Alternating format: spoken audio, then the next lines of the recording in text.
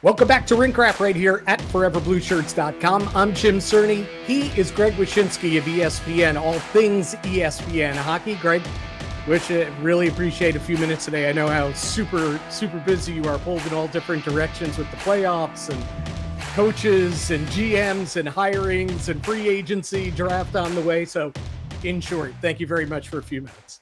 Yeah. And you know, part of it is also the staying up for these games, man. Like, it's the best time of year and the worst time of year because you're getting hockey from like 6 o'clock at night some nights to 1 in the morning or 1:30 in the morning. But like, you definitely have to be up for those late games. Yeah. Or at least I do. I mean, I love to watch everything I can. I'll go back and watch stuff that I missed. It's just such a fun time of the year. And unfortunately for those of us in the New York metropolitan area, I think the weight has certainly shifted to the Western Conference insofar as the drama and inherent entertainment value of these series. Yeah, for sure. And you know, I took a few hours to detox from hockey for a little bit yesterday. I made my way to Citi Field. I love the afternoon games, you know, so go check out my Mets. I get myself a sweep, a 7-0 homestand, great win. Yeah, I'm all fired up as I'm walking to my car afterwards. You know, all of a sudden my cell phone starts blowing up. And press release from the Rangers, Chris Drury, contract extension. I'm like, wow, I used to work for this team. They never announce contract extensions for their GM. Never, yeah. Greg. I covered the team for a long time, worked there for 10 years, covered them since. It's not what they do. Oh, James Dolan decided to do it this time. So what kind of message is he trying to deliver here? A lot of fans think it's a tone deaf type thing. I think he's sending a message probably into that locker room about Chris Drury. What was your takeaway? Yeah, absolutely. I mean, the minute I saw that news, cross the wire, my first thought was, look who won.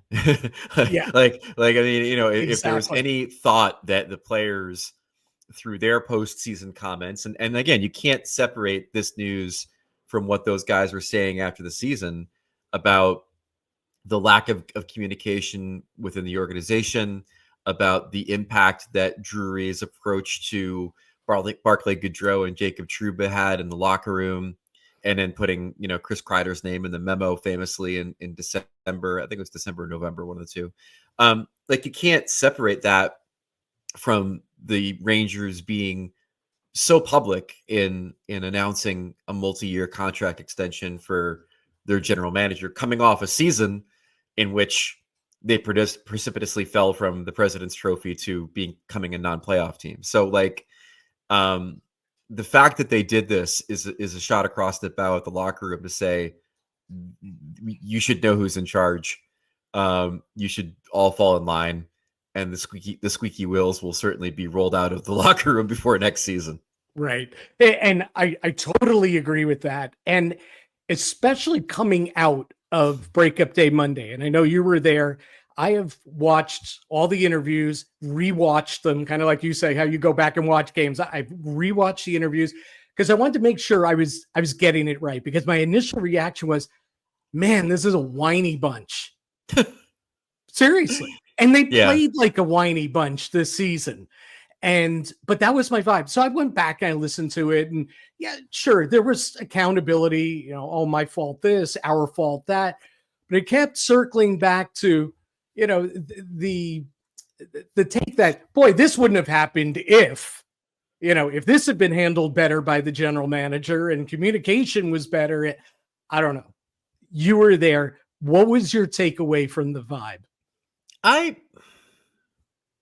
sympathize with some of them, because I do think that there's a difference between breaking up the team and breaking up the team in the manner in which Chris Drury sought to do it. Yep. And his approach to it was to take a really well-liked guy in Barclay Goodrow and, put him on waivers and basically orchestrate a situation where he goes back to a team he didn't want to play for in San Jose. That was on his no trade list. Yeah, exactly.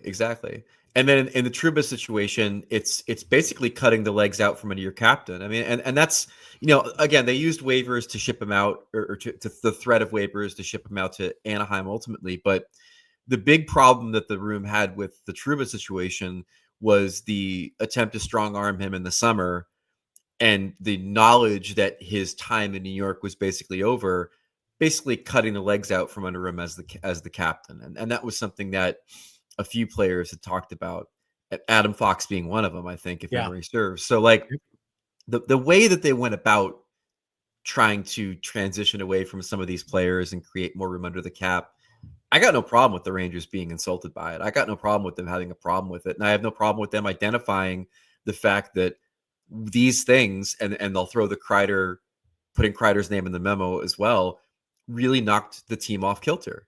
And we could call it whining. We could say, put on your big boy pants, it's a business. But I mean, you could easily draw a through line from the Trouba and Kreider situations through December where this season fell apart. And, there's probably a way to do the things that Chris Drury wanted to do without mentally damaging his room, which he clearly did, whether you think that they're sensitive and whiny and soft or not. Right. Hey, so listen, I am not a Drury apologist at all, because I think he was way heavy-handed in this whole thing. He totally mishandled it. No question. I think there had to have been a way that he had settled the Trouba situation before going to camp, because right there, day one at camp, Trouba was like a defeated guy. You could hear it, you could sense it, you could feel it. The word said one thing, everything else, the body language, the tone, everything told you the real story, with Trouba. So I totally agree that he mishandled it. I guess this is just human nature, right? But the tough part is, boy, so you go out and you play, you stop playing defense. You have no show periods, no show games. There were 60-minute efforts that there was no effort. And I hate to say that. I mean, I've worked for teams. I worked for that team. I worked for the Islanders. I hate to ever put it on a group of athletes saying, boy, they didn't show up. They're not trying. They don't care. I'm sympathetic to that too, but boy, it sure as heck looked that way. So if that's the case, where was the leadership in this group to say, hey, let's pull this together? This sucks, the situation, but let's pull it. How do we pull this together? To me, it just never seemed to happen. It didn't, but I think that's part and parcel of knowing what the ultimate plan for the organization is. Like when they trade their captain, it's they know that's the first domino to fall. They know that that the team wants to reshape its core for whatever reason, and play a style of hockey that they're not playing. And so the JT Miller trade obviously is a giant, billboard as to the kind of hockey they want to play. The flirtation with and quote unquote soft tampering with Brady Kachuk is another one. They clearly want to be more of a Brady Kachuk, JT Miller team than a Mika Zibanejad, Chris Kreider team.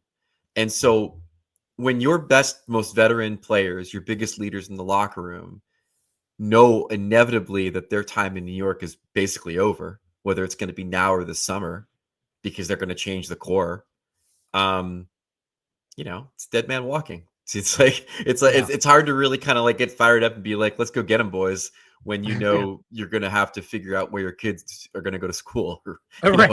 Like that's kind of like where we're at with the core of this team. So it all tracks back to how management handled the situation, which was poorly.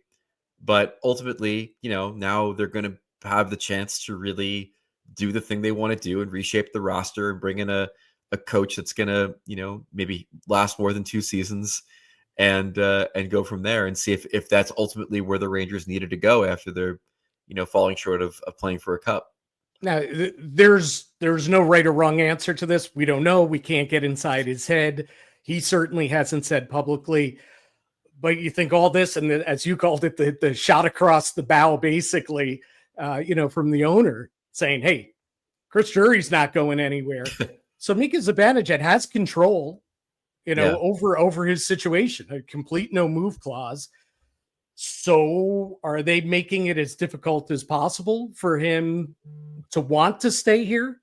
Do they want it, make it easier for him to say, listen, XYZ, here are 3 teams, I consider, or whatever the case might be. Do you think that's part of, the grand master plan here? They've shown no hesitation in strong arming veteran players to get what they want.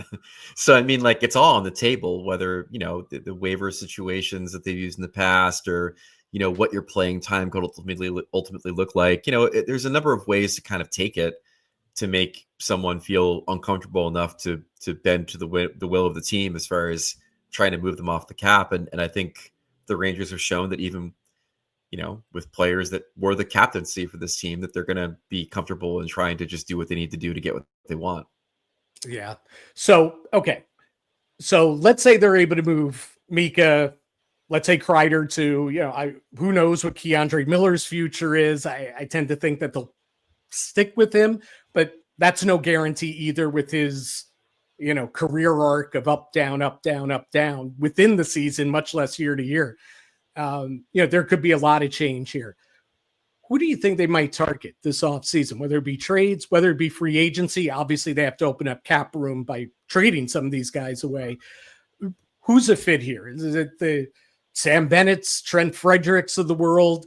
Who's a nice fit that you think could be had this offseason? Sam Bennett certainly fits the purview of what they're looking for to do with this team. I mean, like, he is that JT Miller mold of win at all costs and being a little prickly. And obviously brings a bit of a championship pedigree now with what he's been able to do with the Florida Panthers. I think one of the worst things to happen to the Rangers is Ottawa succeeding. like in a perfect world for them, Ottawa misses the playoffs, Brady gets a little bit more despondent, and now you might have a chance to go and do some business and send SEAL Team 6 in to rescue Brady Kachuk from Ottawa and put him on the Rangers. Right. But I don't know if that's going to happen now, because now all of a sudden the Senators are probably pointed in a better direction than the Rangers are at this point. There's a pie in the sky part of this that I can't ignore, which is that Connor McDavid does not have a new contract with the Edmonton Oilers as of yet. And frankly, we're, as we tape this podcast, watching an Oilers situation that is not in the best interest of Connor McDavid with the way the playoffs are going right now. Yeah. And so I mentioned that because you have to mention it. I mean, it is, until he puts pen to paper, there is every possibility that Connor McDavid could hit the open market. And if that ever happened, I do truly believe the Rangers would be one of the teams he'd look at. For sure. And, if you really wanted to get conspiratorial about it, if the Rangers end up hiring Jay Woodcroft, who is a guy that Connor really loved as a coach in Edmonton, that'd be interesting. That's like it's a breadcrumb, if we're being honest, as far as what could eventually happen. But again, this is just pie in the sky. If I were a betting man, which I can't be because ESPN now has a sports book and I can't bet on hockey anymore. Anymore. I would be intrigued. I would be intrigued by the possibility of that ever happening. I've thrown this out there before. Edmonton gets very angry when I do, but until he puts pen to paper, I'm still going to say, there's a reality in the multiverse where Connor McDavid's no longer an Oiler and potentially could be a Ranger. Yeah, and if you want to look at the dollars and cents, the ledger, the salary cap, which is going up and up, Artemi Panarin comes off the books. That's a hefty salary coming off the books in 1 year. He certainly does. He certainly does. And I mean, listen, when it comes to they'll shoot Lafreniere into the sun to open up salary cap space to sign McDavid. Like, they'll find a way to make it happen. But again, in the short term, the answer is they're obviously going to try to make this team more into the mode of a JT Miller type as far as what they want out of their core. I think Bennett, like you mentioned, is an intriguing possibility to that end. And then, big picture, pie in the sky. There's other things to consider too. So you mentioned Woodcroft, Peter Laviolette, obviously out as coach. I guess first a quick thought on that. Do you think that was a move that just had to happen? I mean, that it would have been almost impossible to bring him back because that was a 3-year deal. You would have had to probably extend him, and or else, then he's just, he's on the last year of his deal. You don't want that. So did you think it had to happen? And outside of mentioning pie in the sky, Woodcroft maybe lures McDavid and all that in, do you have a vibe at all, a feel at all for what the Rangers might be looking for here in their next coach? I think it's pretty obvious that he had lost, the ears of the players. I don't want to say he lost the room. It wasn't like they were rebelling against him. They liked him quite a lot. Most of the guys that I talked to after the season were lamenting the fact that he was no longer there. But when your coach says on the record at the end of the season, I don't really have a message for the team right now. Okay. Then the message is that maybe it's time to part ways. It's not ideal. Like, I do think they'd like to have kept him through the entirety of the contract, not only to have to pay a guy not to work, not to pay a guy not to work, but also not to be the team that fires their coach after making the conference final and then the next year not, and then you fire the coach. You don't want to be the team that's in that pattern. As far as the candidates for the gig, the Joel Quenneville situation is an intriguing one because I've never really been able to understand why he wasn't hired instead of Laviolette. And it may have been because of the whole, eligibility situation with the NHL at the time and not wanting to force the issue and what have you. But now with the Panarin situation having happened, it almost seems like impossible to bring in Quenneville at this point when you have that on your ledger. And I also don't know where Dolan is with Quenneville as far as you want him, you don't, who knows. One name that's interesting is Rick Tocchet, if only because we don't know what ultimately his situation in Vancouver is. Everybody assumes that he's going to go to Philly if he leaves because he loves Philly. Yeah. But the Rangers roster is not all that off from what he has in Vancouver. It might be a better version of it. Right. A Norris winning defenseman in Adam Fox. I think you take Shesterkin over Thatcher Demko if you're talking about goalies. And then, in the most roundabout ironic thing that could possibly happen, Tocchet ends up on the team that JT Miller goes to after that, giant drama in Vancouver, subverted everything Tocchet tried to do this season. And so I think that's an intriguing prospect. I'm not enamored with him as a coach, but he's a big name.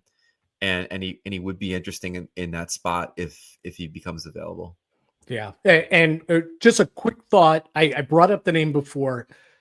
If Greg's GM of the Rangers or thinking as Chris Drury, so it's kind of a two-parter. Keandre Miller, keep him, sign him, restricted free agent, arbitration rights. We know all the potential and everything, but we also see some ghastly play out of him, especially these last 2 seasons. So just quick thought on him, because to me, I think he's such a polarizing guy. And you have people that are so in his camp and so out of that camp, move him get what you can get for him. Other GMs will love this guy, get what you can get. So what would Greg do? What do you think Chris will do? Well, first off, if I was GM of the Rangers, I'd trade Shesterkin to the Devils. Because my team, it would solve my team's goaltending issues for the next 10 years. Come on, Markstrom's not your issue right now. No, he's been really good in the playoffs. I would trade Keandre. I think the issue with Keandre is that I don't think that the growth has been there in the way that I'd like it to be for him at this point in his career. Now you could blame that on the state of the Rangers blue line, partners. He had his shot to play with Fox, and I feel like it didn't work. Probably move him at this point. Yeah. So, and you're breaking up a little bit there, but he did play with Fox at the beginning of the season. That was some of his best hockey this year, for sure. Yeah, but it didn't stick, and that's either because of coaching decisions or what have you. But I don't know. I think I've not been enamored with his growth curve as a player. I think he's definitely has some value in the trade market as a controllable asset, as an RFA, and I honestly would probably look to move him, if I'm being honest, if I was the Rangers GM. Okay, quick final one for you. I know you got to run again. I know you're a busy guy. Greg Wyshynski of ESPN joining us today. Really appreciate it. This is really important. I know we got Stanley Cup playoffs. We got Rangers with a whole litany of laundry list of things to do. All right, Jets got the number 7 pick tonight in the first round. You like Tyler Warren with that pick? You want to go the tight end? You want to go offensive tackle? You want to trade the pick? And please, God, tell me that if Shedeur Sanders drops down to number 7, you're not advocating drafting him. So go. I'm excited to see what Justin Fields looks like. To be honest with you, like my wife is a huge Bears fan, so I got to actually watch a lot of him with the Bears. I think given some decent wide receivers, I think the way he plays is very much where the league is right now, insofar as the ability to use his legs. He's not the best passer, but I kind of like him. I'd kind of like to see what he looks like for a little bit with the Jets. The problem with drafting Warren is that it's almost kind of like the ship sailed on the guy that you should have drafted, which was Brock Bowers. The idea that you're going to draft a tight end this season after passing up on the guy that I think is better than Warren and will be a better pro than Warren and could be, even a more dangerous target than Warren is kind of disconcerting. It's almost like but then again, if you don't draft either of them, then it's almost the reverse Johnny Mitchell, Kyle Brady. Instead of taking 2 tight ends that you shouldn't get, got none, and they're both good. Yeah. No, I fully expect that all the Warren stuff is probably just smoke, and they'll draft for the offensive line again. Yeah. Kind of my hunch. I actually like Warren. I'd go Warren. I know we're both big Jet guys, so whoever it is, please let it work out for a change. All right. Should have drafted Bowers last year. You had the guy. You had the tight end. Look at the season he had. He's fantastic. Come on, he only had 120 receptions, 115 receptions. Yeah. He's only 10 years from being the next guy to date Taylor Swift. Like he's the next great tight end in this league, and we decided, no, we don't need that. That's all right. You got Jeremy Ruckert. If Jeremy Ruckert plays the next 20 years, he might equal what Bowers did in one season. So exactly. And on that happy note, Greg, thanks so much. Thanks so much for joining us today, and the intel and the opinions and all that. We'll be following you at ESPN, certainly throughout the playoffs, off season, and hopefully maybe hook up this summer and kind of go back and look back and see, this is what they did. Did they do the right thing? Be great to catch up again. Awesome. Would love it. Thanks for having me.